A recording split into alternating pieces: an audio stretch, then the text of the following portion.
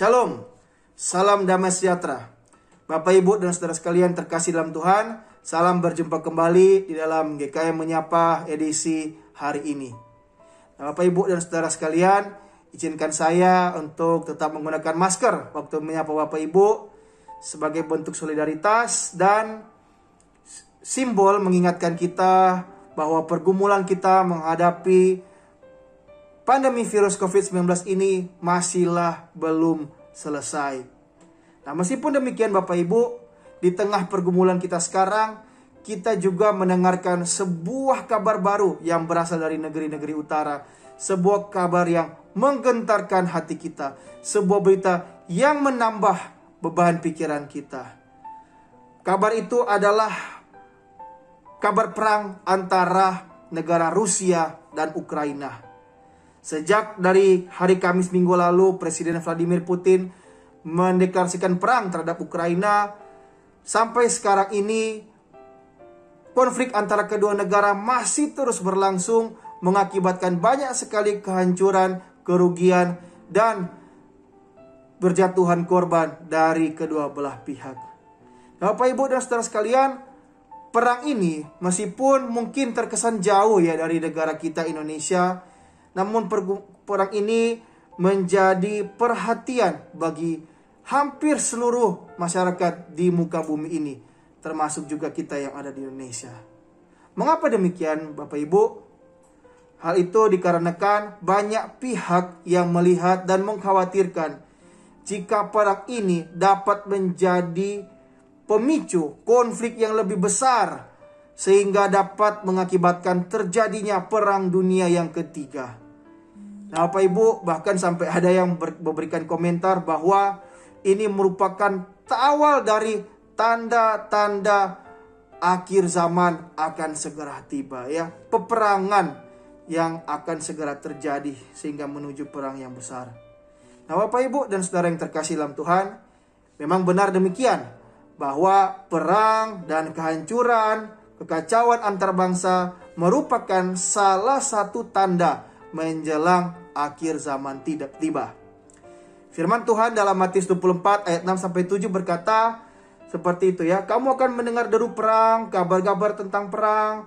Bangsa akan bangkit melawan bangsa, kerajaan melawan kerajaan, kelaparan dan gempa bumi di berbagai tempat.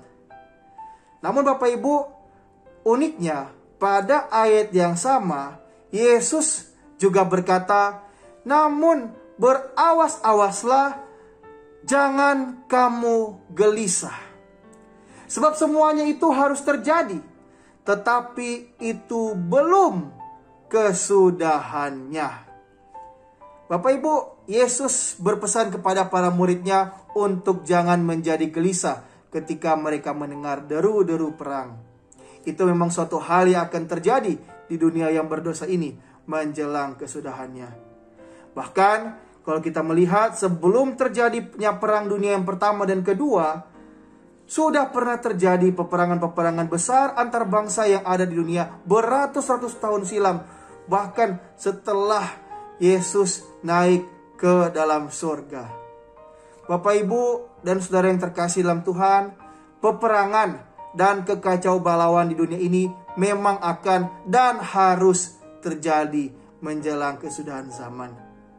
Tetapi apa yang harus menjadi perhatian dan utama para pengikut Kristus di segala abad dan tempat bukanlah sekedar ikut gelisah seperti orang-orang yang di dunia ini, melainkan berfokus kepada satu penyelesaian misi yang dipercayakan Tuhan bagi umatnya di dunia ini sebelum akhir zaman itu tiba.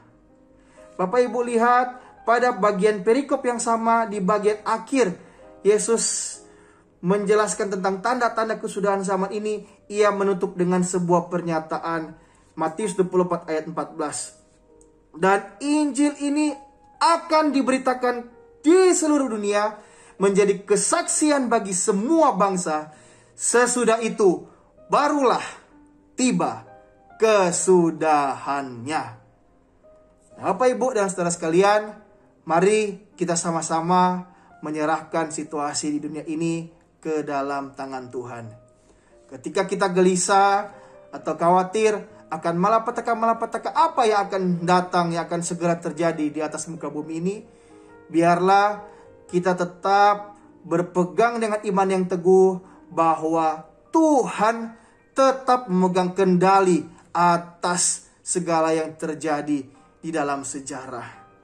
Tidak ada sesuatu yang terjadi di atas dunia ini tanpa di luar kuasa kendalinya. Nah, sambil kita melangkah dengan iman, bukan berarti kita tidak boleh mendoakan bagi konflik-konflik peperangan seperti ini, ya, misalnya seperti Rusia dan Ukraina ini. Justru Kristus juga menghimbau murid-muridnya agar supaya mengusahakan damai sejahtera di muka bumi. Termasuk juga kita mendoakan misalnya untuk konflik antara Rusia dan Ukraina, dan mungkin jika terjadi perang-perang yang selanjutnya dia akan datang, kita berdoa agar supaya Tuhan boleh berbelas kasihan menyelesaikan konflik antar bangsa, antar negara yang ada, sehingga tidak menjadi konflik yang besar yang semakin merugikan banyak orang, semakin merenggut nyawa banyak orang.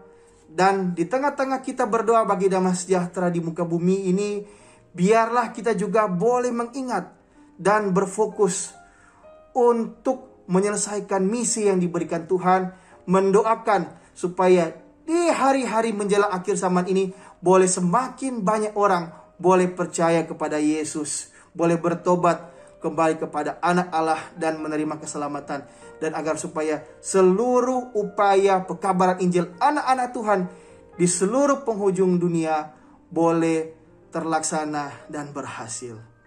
Tuhan Yesus menyertai setiap kita. Shalom.